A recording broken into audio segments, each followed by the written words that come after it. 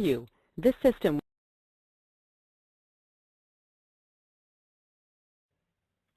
Good morning everyone and welcome to today's webinar. My name is Julie Petty. I work with MLA as the Goat Industry Development Manager. We've got a pretty jam-packed, exciting webinar scheduled for you guys today, focusing around the goat live export industry. What we'll be talking about today is some information about how the live export system works and what happens to you goats as they go through that process. We've got a couple of really excellent guest speakers lined up for you today, and those include Wayne Collier, the Industry Capability Manager of LiveCorp, and Allister Lugsdin, the Manager for Livestock Services Asia Pacific with Meat and Livestock Australia. Both Wayne and Allister have worked in the goat live export, the live export industry for a number of years, supporting exporters as they send Australian sheep, cattle and goats all across the world. But before we get into it today, what I'd like to remind you about is that in terms of the audio and listening in on today's webinar, we do have a couple of options where you can listen in. So you can either use the speakers on your computer or you can dial in using your mobile phone or your landline. The phone number and access code for that should be on your screen at the moment. If at any point you need to swap over, you can either note down those numbers now, or you should also, in the audio section of your webinar control panel, which is on the right-hand side of your screen, you should be able to expand that and have the audio information listed there, and also in the registration email you would have received when you registered for the webinar. So if at any point it's, the audio is coming through a bit scratchy or not clearly, swap over to your phone. It could potentially be a little bit clearer to hear.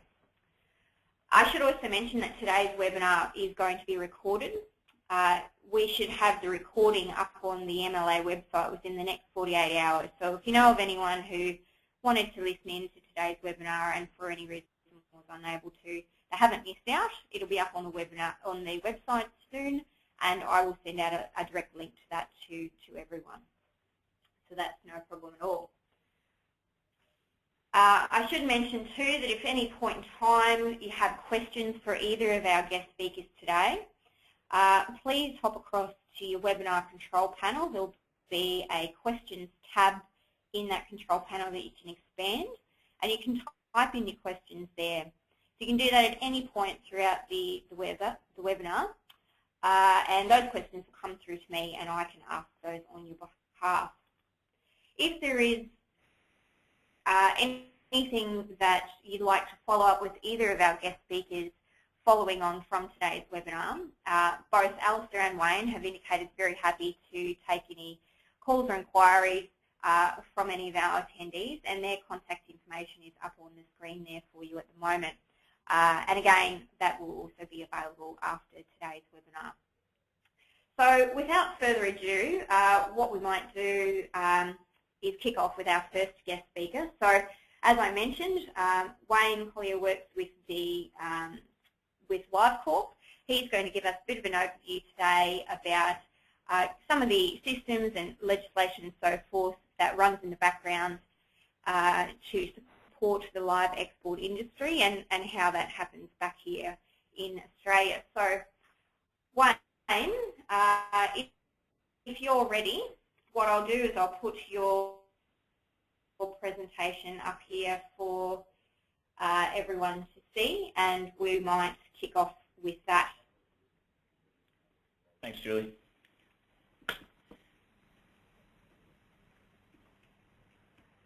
Okay. All right. So as Julie mentioned, my name is Wayne Collier. I'm the manager of the Industry Capability Program with LiveCorp. And I'm joined by Allister Lugsdin, who's the Asia Pacific Livestock Services Manager with Meat and Livestock Australia. So just on the next slide, we've got a summary of what we will be talking about today. So we'll start off, I guess, basically going through who we are and how we fit together. Discuss generally some of the trade and characteristics of the goat export industry. And then I'll cover off on just some of the things we're doing in market access and research, development and extension. And then Allister, who who does a lot of the in-market animal welfare, supply chain and market access work, will go through the trade with our biggest market, which is Malaysia, and the activities that the joint livestock export program are doing there.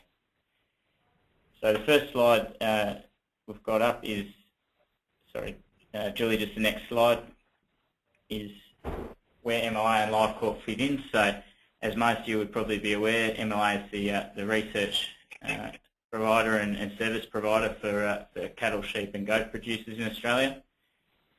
In turn, LiveCorp is the research development body and service provider for Australian livestock exporters. So LiveCorp receives an export levy of 50 cents on each head or each goat exported across the 70 or so thousand that go each year. Recognising the joint benefits that come from a lot of our work for producers and exporters, MLA and LiveCorp have had a partnership known as the Livestock Export Program for a number of years, and through this we deliver research, development, market access and animal welfare and supply chain services in market. The Goat Industry Council of Australia and the Australian Livestock Exporters Council are our peak bodies, each for goat producers and then for livestock exporters, and obviously they provide guidance through to us on the services that we provide and the direction of our work program. On the next slide, we've got basically started on just a summary of the trade in general, and I guess Allister will go into more details around Malaysia, but these are just some of the general characteristics. So looking at just the size of the trade, over 88,000 were exported in 2014, which is about 13,000 more than were exported in 2013. So that's a significant increase, and probably historically the exports have been closer to 75,000. We've got there's been a shift from breeding to slaughter. Certainly the trade with Malaysia is a slaughter trade, and most of those 88,000 are rangeland goats which are transported to Malaysia for meat production purposes. So we sort of, most of those go by air. Actually all of those go by air. There's very, very few sea transports for goats these days. And we find, particularly for Malaysia, the air trade works well with frequent shipments and short processing times. I suppose before I move on to the next slide, I just want to touch briefly just on the regulatory side of things without going into it too much. But basically, the live export trade is regulated all the way through, particularly for feeder slaughter livestock, from basically the sourcing of the livestock in Australia to their processing overseas. So there's two key pieces of regulation which you might have heard of and which pop up in the presentation, which are the Australian Standards for the Export of Livestock, or ASIL, and these standards cover basically from the farm through to arrival at the destination port. So it covers the quarantining and the vessel, the voyages. And then you have ESCAS, which is the Exporter Supply Chain Assurance System, which covers the livestock from arrival in the country of destination through their processing, and that just applies to slaughter and feeder livestock. And so the intent of that regulation all the way through is to ensure that animals are treated in accordance with international animal welfare standards and recommendations. So that provides, I guess, a bit of context around the operating environment for the live export trade for goats, and certainly for all of them really. Next slide is just a quick graph. Sorry, Julie, if we just go, yep. The next slide is just a quick graph, I guess, to show where the animals are coming from, or where the planes are heading out of, probably more correctly. And as you can see, the majority of goats go out through New South Wales or South Australia, with some numbers going out of Western Australia as well.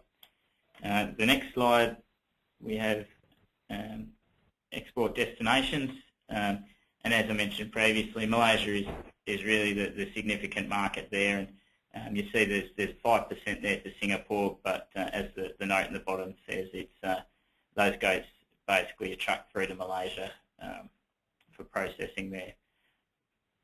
The next slide, we move on to just to touch on market access, and I suppose by way of introduction, there's probably two main ways that trade can occur in live exports, and the first is through an import permit, which is generally a one-off document issued by the importing country, which sets out the health conditions that livestock need to meet. And they can often be quite varied, and some of the wording can be quite difficult, and it requires the Australian government to basically agree that it can certify against those requirements for those sort of exports to occur. So we do find a lot of breeding goat exports will go against an import permit because it may not necessarily be a volume or long-term trade. The second way that trades can sort of be commenced is through negotiation of an agreed health protocol. So the negotiations occur again between the Australian government and the overseas national government, and basically a health protocol sets out agreed conditions which can basically apply to the trade for the foreseeable future, and often in that situation we get much greater acceptance of and recognition of Australia's health status, so the conditions will be more efficient and often easier to meet. In terms of where we focus our efforts in the market access space, under ALIC and through the live export industry, there's a protocol committee which is in place, which is a group that composed of exporters, exporter representatives, and peak bodies, and also the Department of Agriculture in Canberra. Through that process, the protocol committee basically identifies priority markets across the species, which it recommends to the government it wishes, I guess, for the resources to be put towards, and it also provides technical advice on health issues as they arise.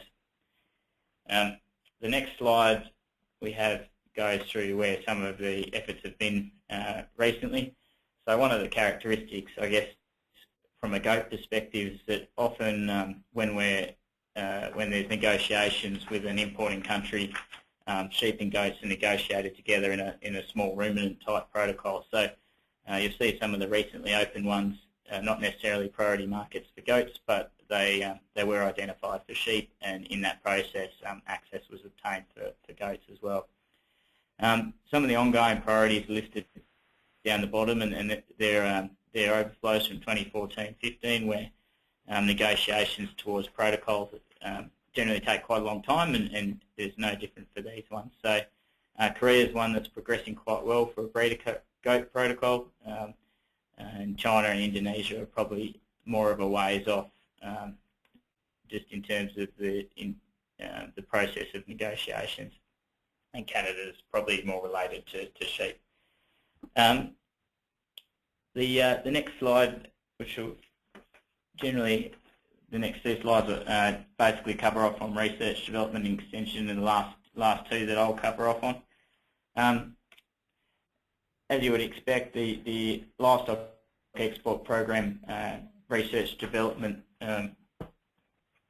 program focuses on animal welfare.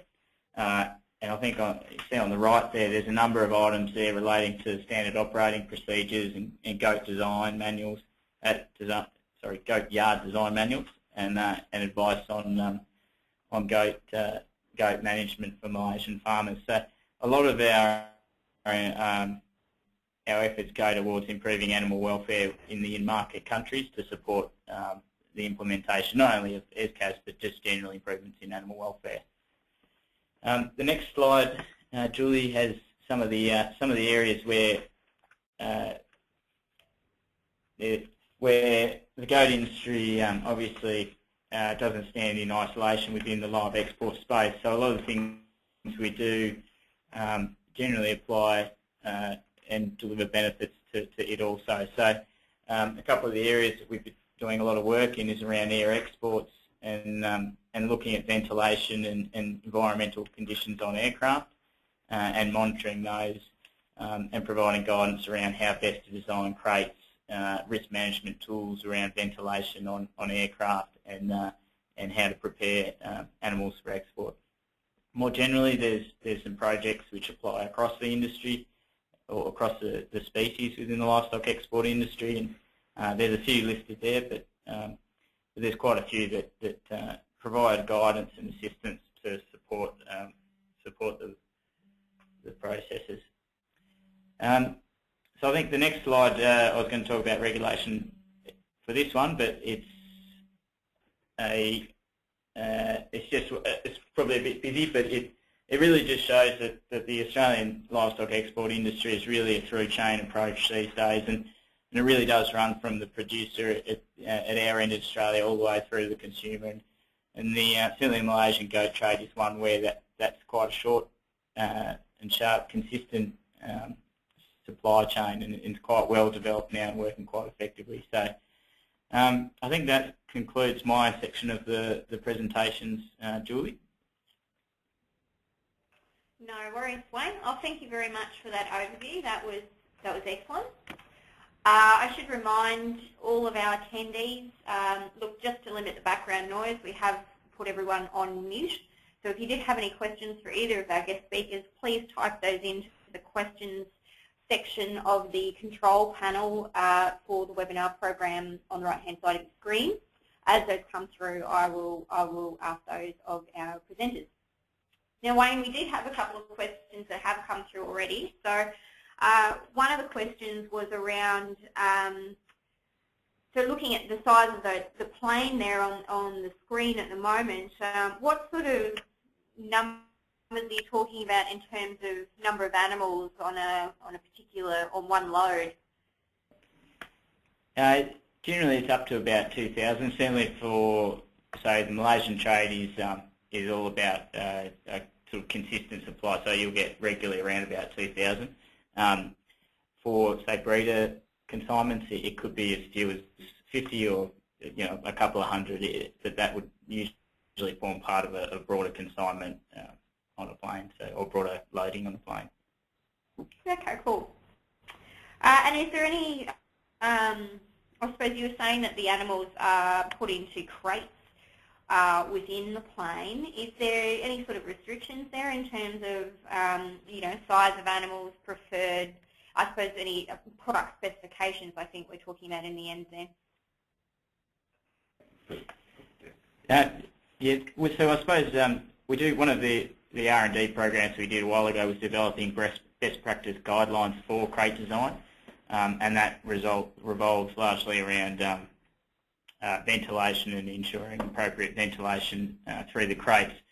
In terms of determining how many you can put in, the Australian standards for the export of livestock include stocking densities, and also our ventilation software that we have for risk management will provide recommended stocking densities within the crates.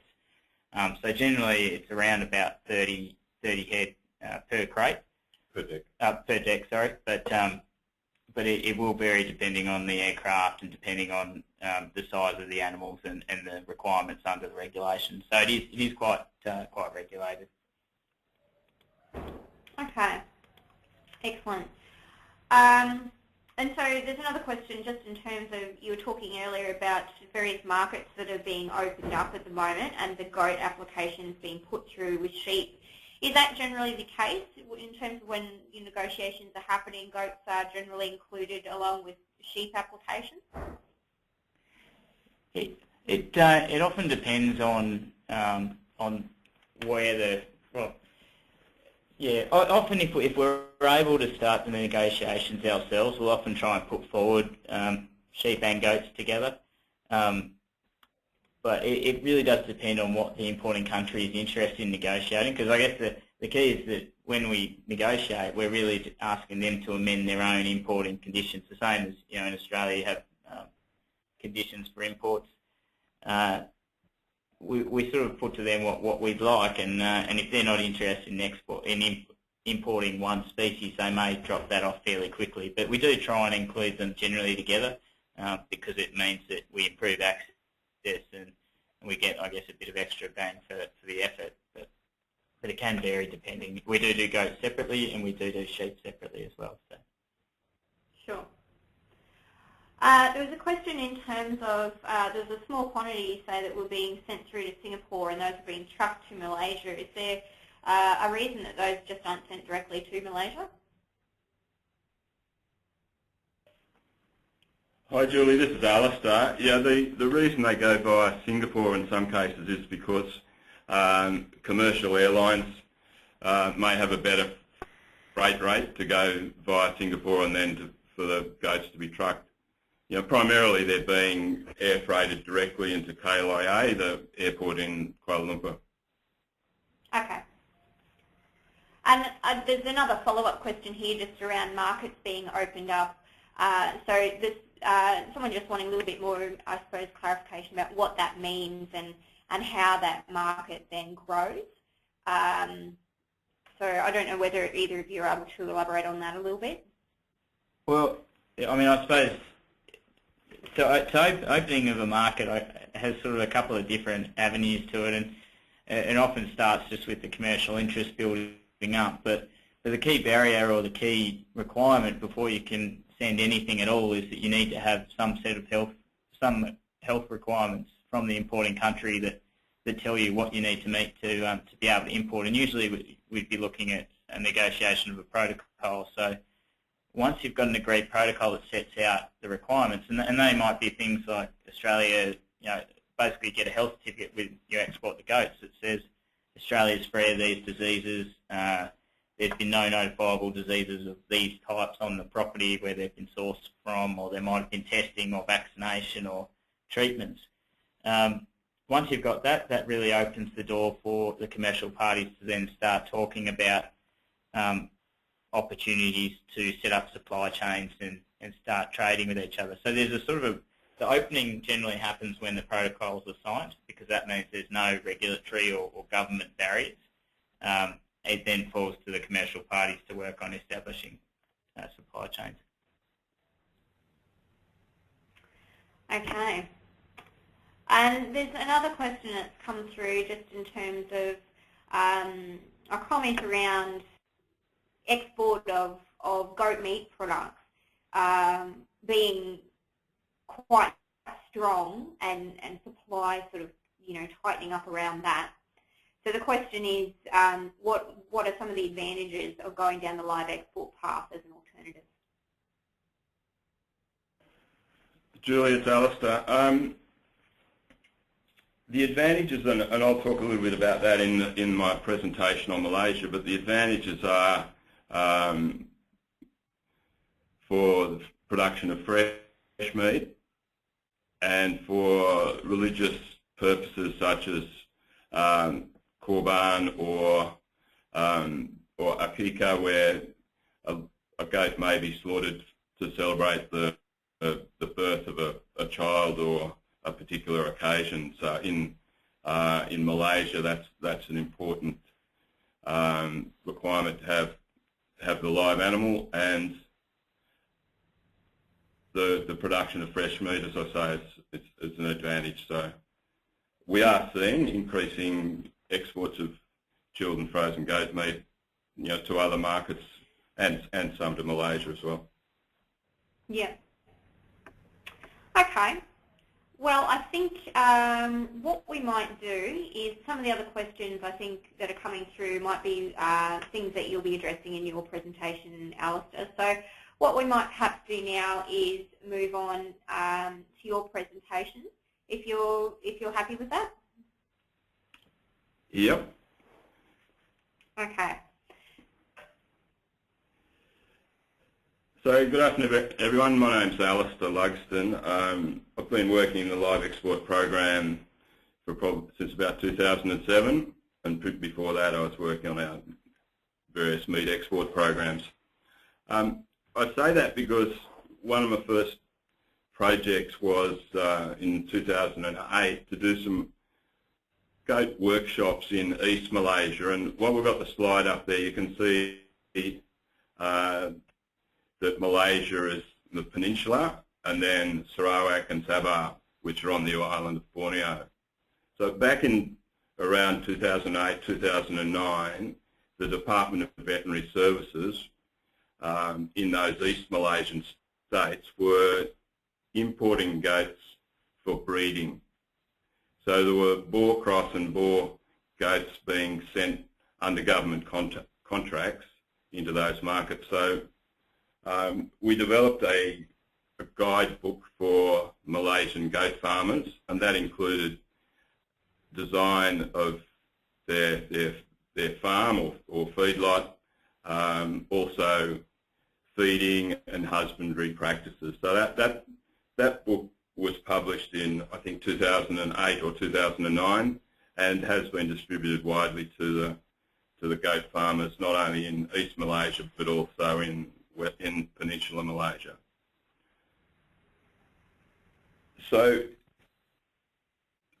more recently, the government has sort of moved away from importing breeding goats, and now pretty well all the goats going to Malaysia are rangeland goats for holding on farm and then slaughtering on farm or slaughtering in an abattoir. So, and I'll come to the next slide in a minute that shows some of the export volumes. But I just wanted to highlight that on this slide that you see now, I've included reference to sheep for slaughter and breeding because they are coming in a similar way. Some sheep can be exported by sea, but primarily there are sheep coming in for slaughter and breeding as well as goats by the similar importers over there. So perhaps if we go to the next slide. So the market demand for slaughter goats really is in three sort of areas. Akika, which is where a Malaysian family will come to a goat farm and select an animal, and that will be slaughtered, and then they will take the meat, and that will be for home consumption, but it will celebrate the birth of a child or a certain number of days after that child's been born. So that's a religious requirement. Korban, which is also a period of sacrifice, that's a holiday period where there's a very significant demand for slaughter goats, and again they are processed either on farm or at an approved abattoir. Sorry, just having some issues. There we go. Sorry about that. And then the third sort of outlet is really commercial production of carcass meat, which will be then sold into or sold through local markets, wet markets, or in retail outlets. There are a number of shops around KL that sell chilled and frozen goat meat as well as mutton. Next slide, please. So this slide shows the exports of goats to Malaysia. I've highlighted in orange the quantities of goats that are going via Singapore, and you can see that there was really significant numbers going in 2014, just around 84,000 head. I've sort of forecast for the coming year a slight sort of reduction, and I think that's probably could be based on seasonal availability. We've seen a slowdown in air freight consignments over the last couple of months.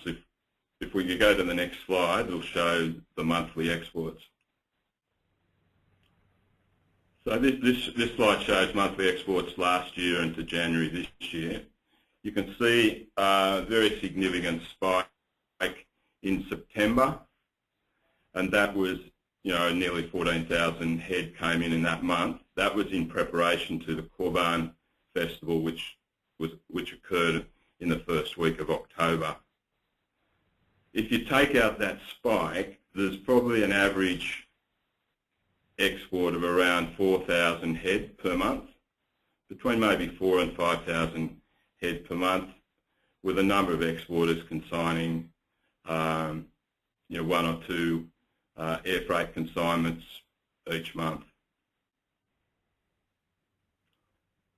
Next slide, please. To give a perspective on the sheep exports as well, I've included this slide which shows last year around 40,000 sheep were exported to Malaysia. A significant number, and although I don't have that number, there's a significant number of those were breeding sheep as well. Dorper and Damara sheep that have gone into breeding programs there, but also sheep exports are important for that Korban festival period as well. And at that time in September, around 10,000 sheep were exported for Korban.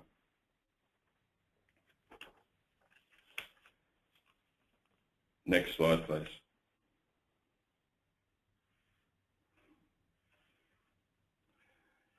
I just wish to talk about the Live Export Program's Animal Welfare Support Program. And this follows on from the slide that Wayne showed, that for livestock, once they depart Australia, those animals are for slaughter, feeding or slaughter, are subjected to the SCAS regulations. And in effect, that means that those animals have to be transported well in the country. They have to go into an approved feedlot or farm and then be slaughtered in an approved facility.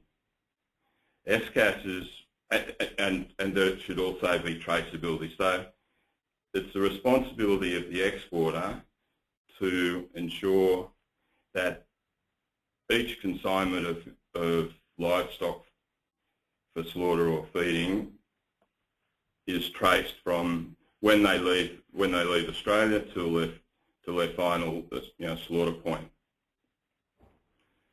SCAS came in for Malaysia in September of 2012, and prior to that we had a very intensive period of what we call gap analysis, where our consultants visited importers and their farmers that were currently buying goats, and a system was sort of developed with them to ensure that those facilities were able to meet the auditing requirements under SCAS regulations. So a gap analysis is just checking to see that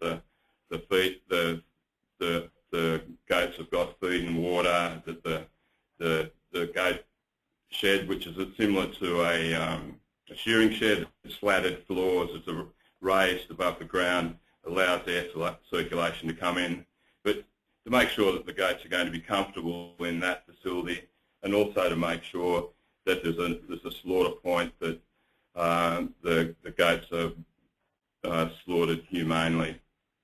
So as I say, prior to SCAS coming in 2012, we did a lot of work across a wide range of supply chains, ensuring that those farmers and processors were understanding SCAS and complying to the regulations. Since then, we've assisted with training for handling and slaughter, in particular in advance of the Korban peak period of slaughter. So, in addition to providing that gap analysis, we're helping exporters and importers with technical advice and infrastructure requirements, and also training in animal handling and point of slaughter practices. Next slide, please.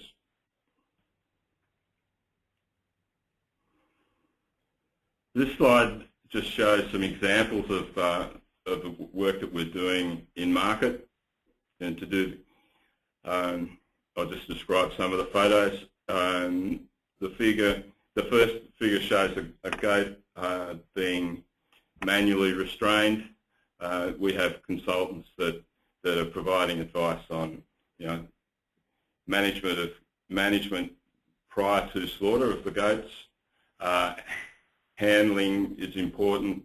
The photo of the sheep there, just the correct hand carry position. The slide below that is in an abattoir. Again, looking at the slaughter point, ensuring that the goat is slaughtered humanely. The cover of the book that you can see there with the goats in the farm, that's our standard operating procedures for the handling, the transport, feedlot management, and then slaughter of the goat. So that's a core training document that is used by our consultants.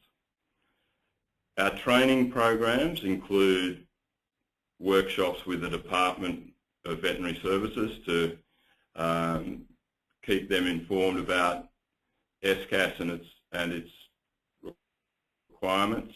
SCAS is a commercial requirement between the exporters and importers. It doesn't have foreign government involvement, but it's important to keep those government officials aware of the SCAS program and the trade in goats to Malaysia. Next slide, please. I'll just put up some photos there of a typical goat supply chain in Malaysia.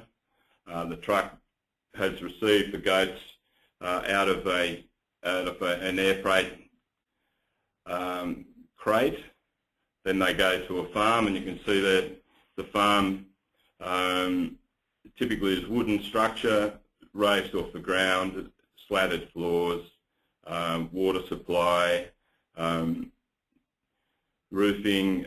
So shade and water are important for the goats, keeping them off the ground. It's a humid environment.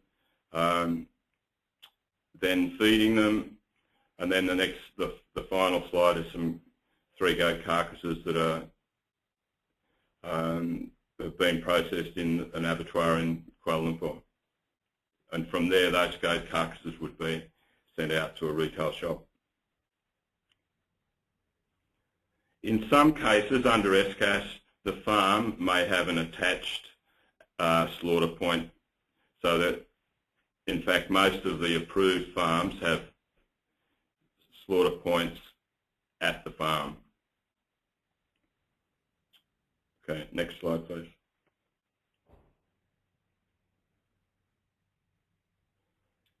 I'd be happy to take any questions. No worries. Thank you, Alistair, very much for that presentation. So we do have a couple of questions coming through. One of them just relates to, are you able to expand a little bit more on that shift away from breeding animals being sent to Malaysia and transferring that more to slaughter goats? Sure, yes, I can. The Malaysian government had thought that developing a goat industry would be good for the small farmers or landholders in Malaysia, and so they encouraged little farms to be developed and goat sheds to be developed, like this photo that you can see in the question slide. They brought in good breeding goats, good boar crosses or purebred boars, but the farms, the breeding program was costly compared to slaughter goats coming in by air and being processed within a few days of arriving in the market. So the farms that have been set up by the government, or the private people but encouraged by government, were producing offspring that couldn't compete with the slaughter goats, with the rangeland goats that came in. So that's why those people moved out of the breeding area, and it's now just very largely slaughter goats. Okay. I should mention, if any other of our guests today have any questions, please just type those into the questions panel. So a follow-up question to that last one. So you were saying that there is a fair volume of breeder sheep going to Malaysia. So is that happening under a similar sort of scheme to what you were just talking about with the breeder goats initially? I think that they're a little bit more efficient, and one advantage of breeding the sheep there is that they can then sell them outside of the approved supply chains, because breeding livestock are not part of SCAS. And the reason for that is that breeding animals may be in market for several years. They may have several progeny. It's not possible to fully trace all those, and it's not possible to hold the exporter accountable for an animal that may be slaughtered in 3 or 4 years' time. So SCAS applies just to feeder and slaughter animals. So some people have been breeding sheep so that their progeny can be sold at Korban or other occasions without having to be sold through an approved facility under SCAS. Okay.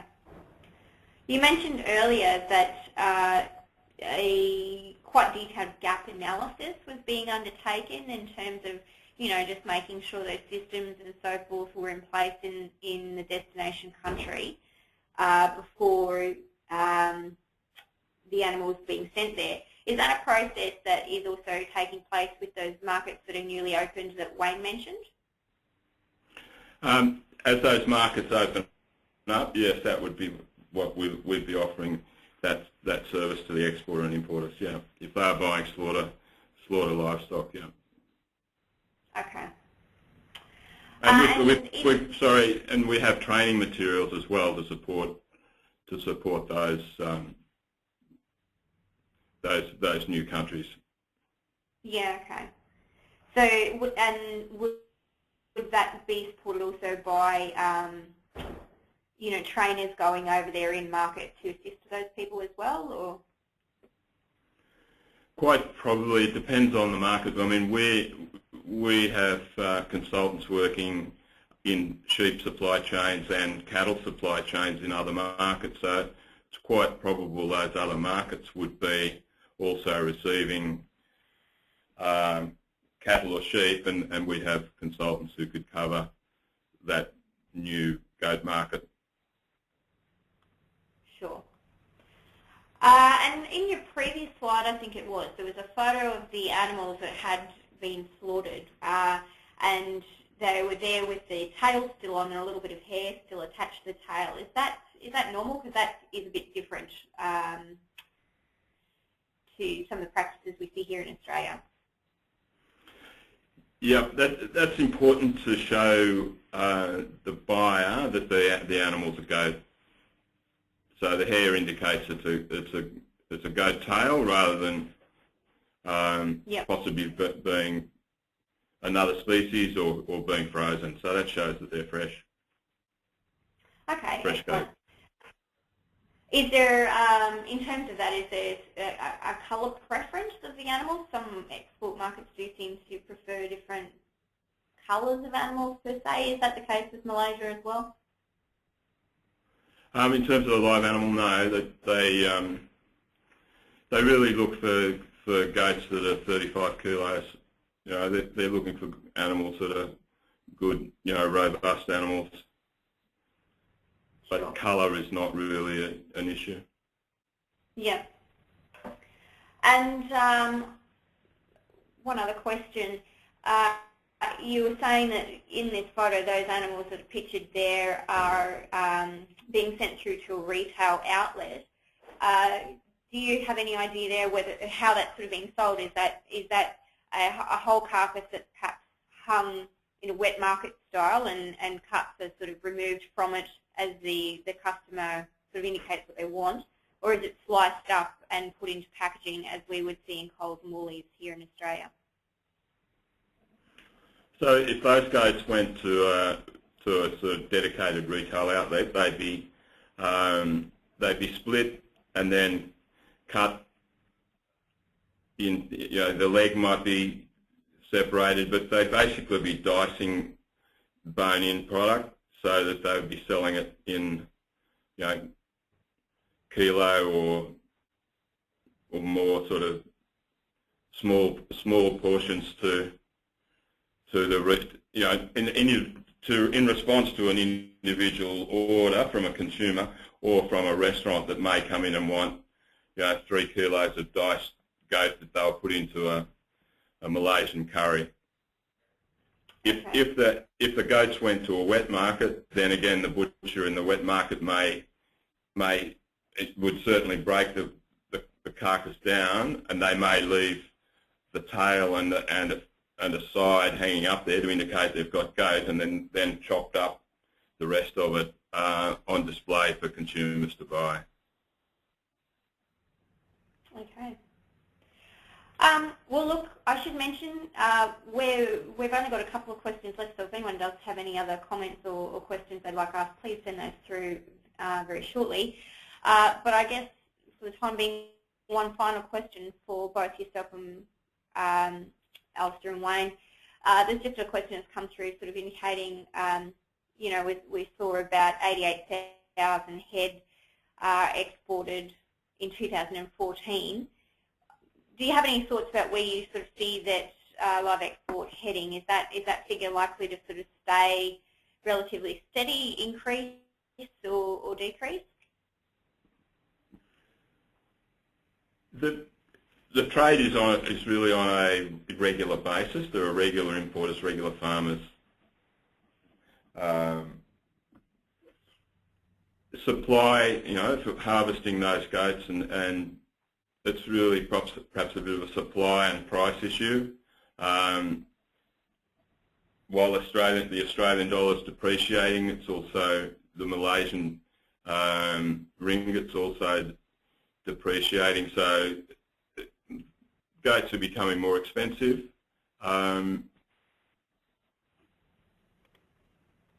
But the trade itself, running at about 4,000 a month, is a consistent trade, and I would think that's sort of going to continue. Yep.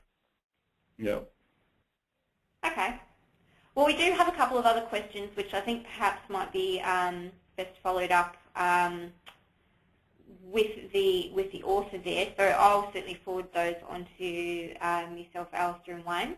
But other than that, I think we don't have any others coming through. So I'd like to wrap up the webinar today, and thank you both very much for your time today and the presentations and information that you've provided. I think it's been very informative and useful for the people who've dialed in.